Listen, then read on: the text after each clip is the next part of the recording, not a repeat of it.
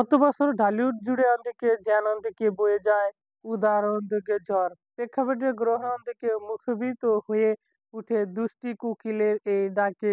বলা বহুল সেই বছরের সবচেয়ে আলোচিত সিনেমা ছিল মেগাস্টার শাকিব খানের ছবি তুফান। এরপর বাংলায় মিমি চক্রবর্তীর সঙ্গে মেগাস্টারের জুটি বাদ দিয়ে রীতিমতো ধামাকা দেন পরিচালক রায়হান রাফি। কিন্তু তাতে দর্শকরা দেশ সম্মিলিত ছিলেন না।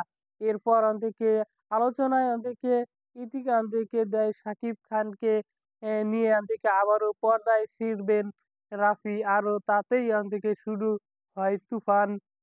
এর নিয়ে চর্চা তুফান 2 নিয়ে ভাবলেও পরিচালক ঘোষণা দেন সাকিবকে নিয়ে কাণ্ড আসছে তিনি আরও তা পরিচালিত বছরেই। এবার সাকিবের রায়হানের তাণ্ডব ছবি নায়িকা নিয়ে দৃষ্টি হয়েছে নানান জল্পনা, অর্থাৎ কে হয়েছে সাকিবের নতুন নায়িকা তা নিয়ে আলোচনা চলেছে নেটিজেনদের মাঝে। তবে সাকিবের ভক্তদের